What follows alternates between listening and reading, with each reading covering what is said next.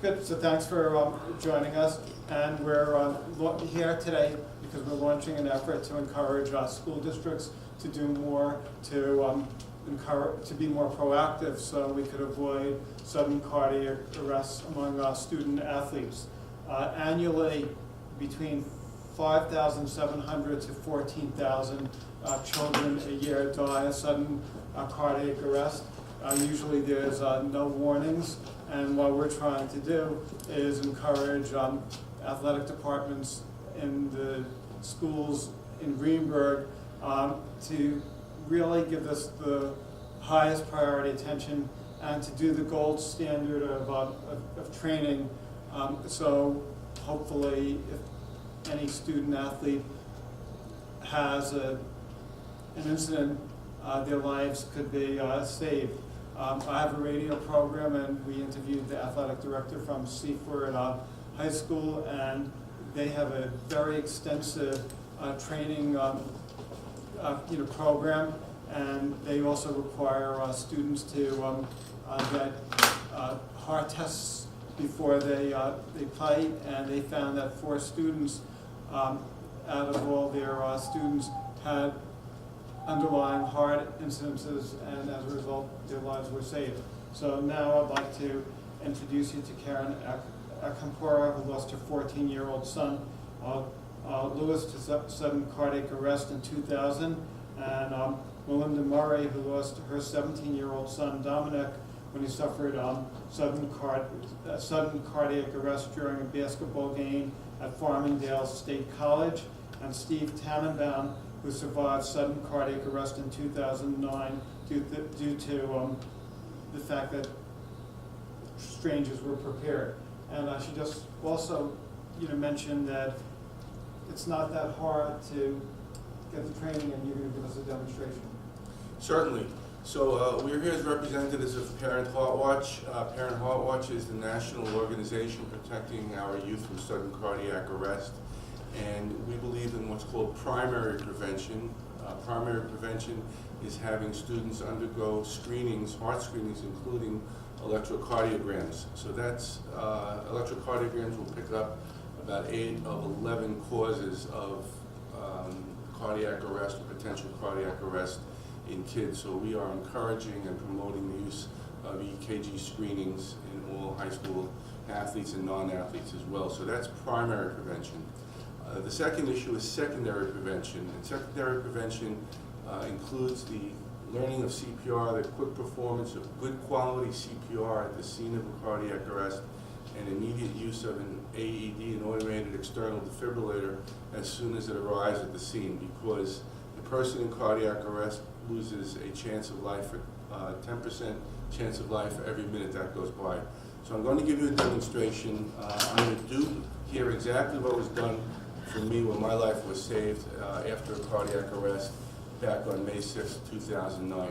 So the key is to recognize the signs and symptoms of a cardiac arrest, alert the 911 system, and get right to work. So if somebody collapses or I see somebody in the ground, I'm going to go up to them immediately. I'm going to first make sure the scene is safe, that I'm not in any kind of danger or peril, the person's not in water with a wire hanging down, and I'm going to first see if I can arouse the person. If the person's really in cardiac arrest, I'm going to go, all right, I'll be okay.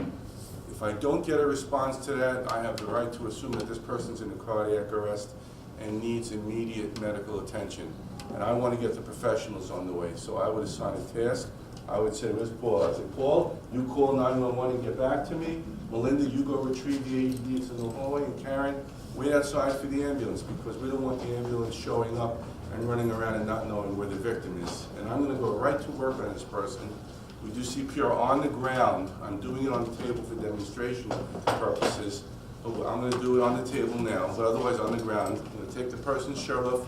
All clothing from the waist off comes up. We're going to put our hands in a position like this.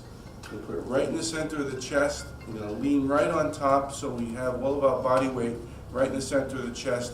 And we're going to press hard and fast. We're going to press between 2 and 2.4 inches deep at the rate of between 100 and 120 compressions per minute. So we're only doing what's called hands-only CPR today, which has been felt to be very effective. It's documented medically. So we're going to do chest compressions until the defibrillator arrives or until the police or ambulance arrive with the defibrillator. So we're going to do it like this.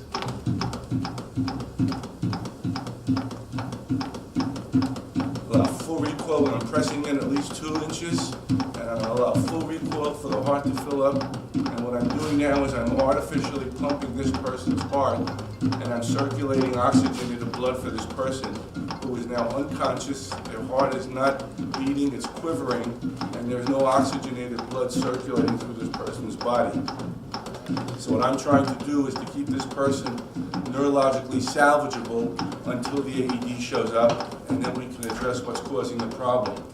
So assuming the AED shows up now and there's no other trainer, I would set it up. If there was someone else who was trained in doing this, I would keep doing compressions and tell the other person to set up the AED, but I'll set it up myself. And the beauty of this, you'll see, is all we're going to do is just turn it on and listen to it. And it won't go any faster than we go. Apply pads to patient's bare chest. So all the defibrillators come with pads. Next to flashing light.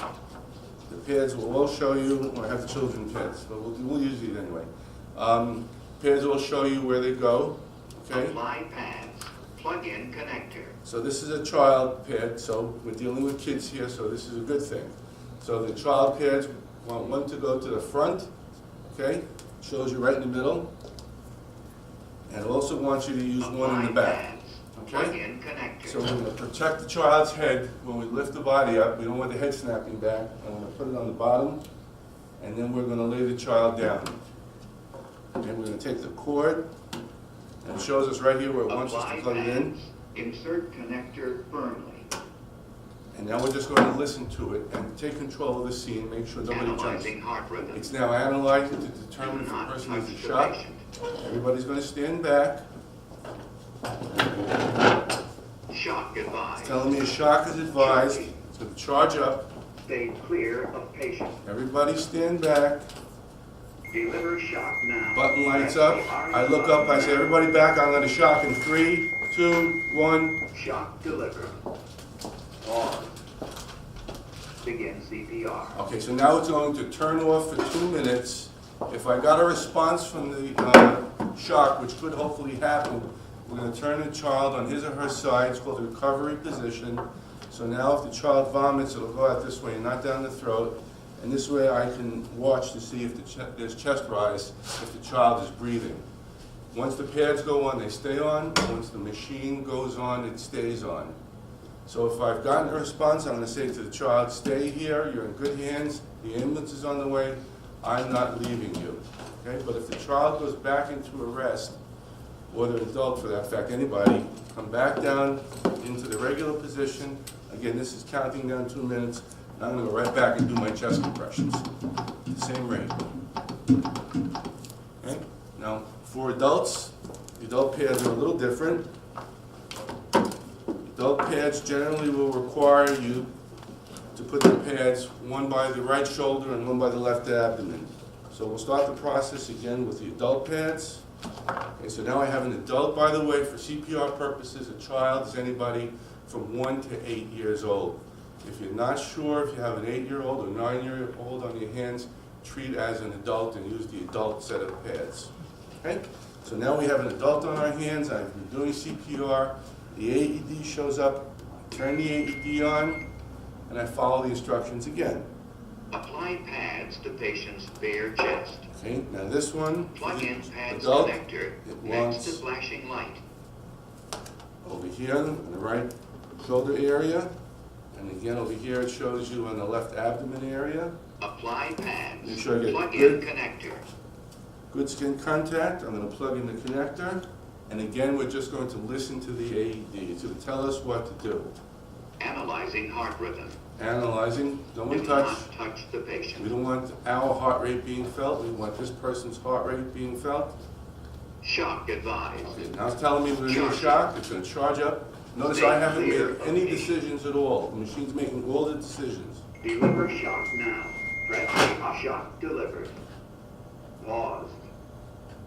Begin CPR. So what's happened is the shock has gone from one pad to the other right through the heart, and hopefully it's going to stop what's called ventricular fibrillation, or the quivering of the heart. It's almost like rebooting the computer. Hopefully it'll shut the heart down and the heart's natural rhythm will be restored.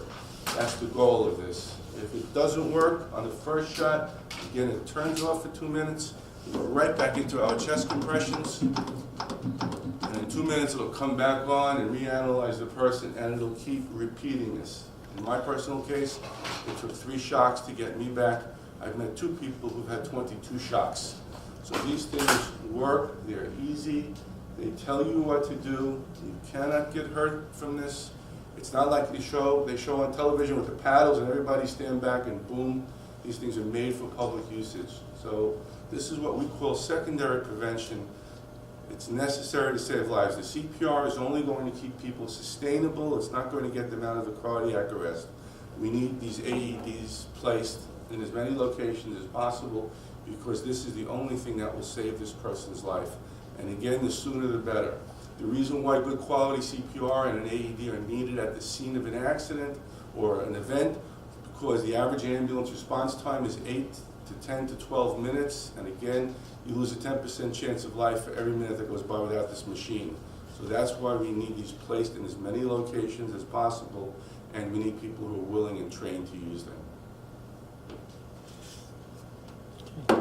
Could you also mention a little bit about Seaford, because this is, we really want the gold standard in Greenburgh of being prepared, and in Seaford they require student athletes to be tested for heart defects before they enroll in the program, and this way, if somebody has a heart, if they find that they have a heart defect,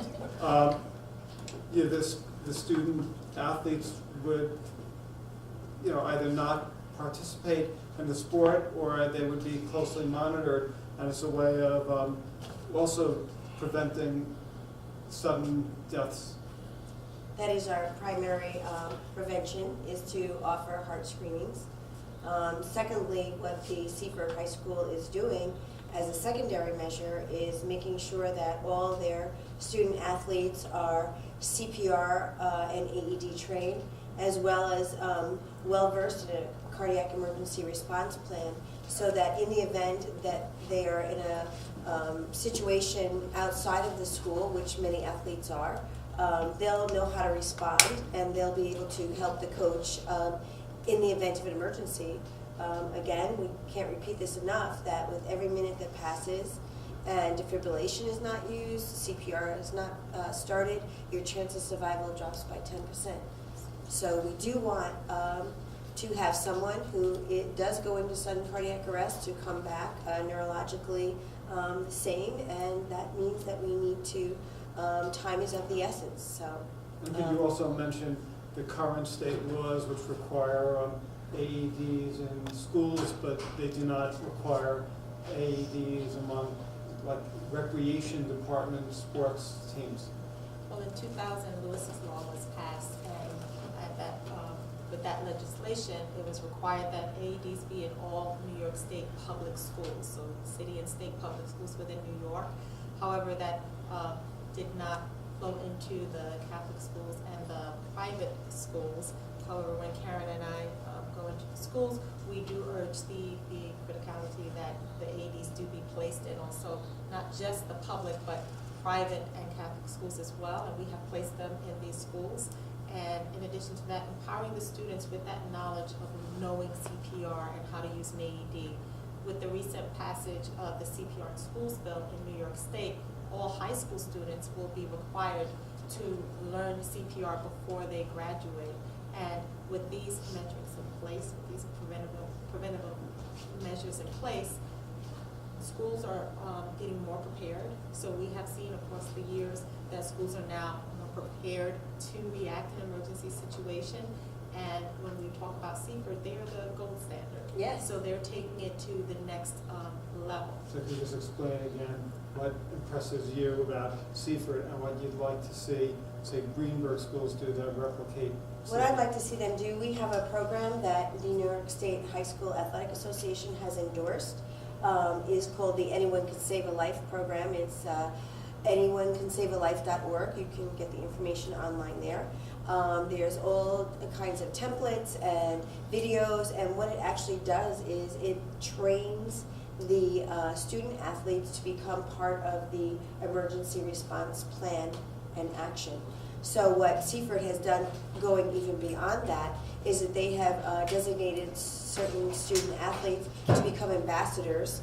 So what they're going to do moving forward is that those students will be teaching the other students, athletes, how to do CPR, how to use the AED, what their emergency response plan will be, going over AED locations, which is, you know, interesting that, you know, schools are required to have them, but as far as publicizing to the school community as to where they are, that's a different story. So we need to have, you know, a comprehensive emergency action plan, and that also entails, you know, AED locations, making sure that everybody knows where they are.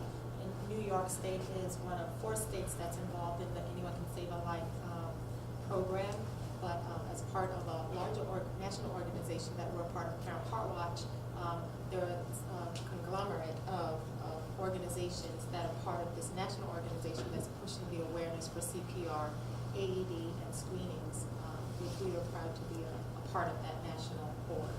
Great.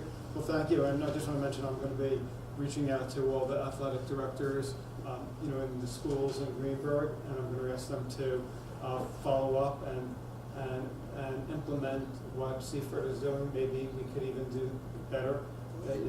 So we'll be the diamond standard, and they could be the gold standard.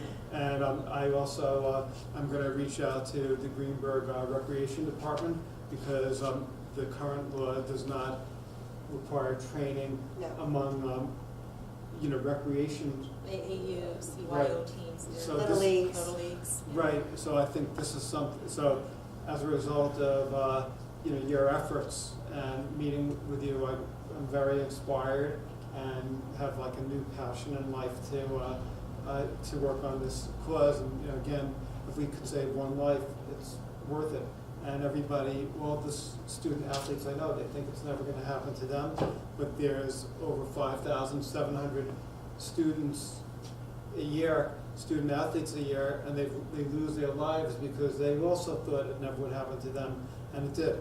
And again, that's why I think that not only Greenburgh, but the whole state, every parent should be very, you know, concerned, and you know, should encourage their recreation and athletic departments to give this high priority attention. Just want to introduce you. There's one other man, gentleman over there, David Bird. He's a member of our Healthcare Advisory Committee, and he's had a very interesting life. When I first met him, he was walking around with a portable heart, and then he had a heart transplant, and now we have a Healthcare Advisory Committee, and they were disappointed, and he is going to bring up this, and we're going to ask the Healthcare Advisory Committee to review this whole issue and maybe come up with recommendations.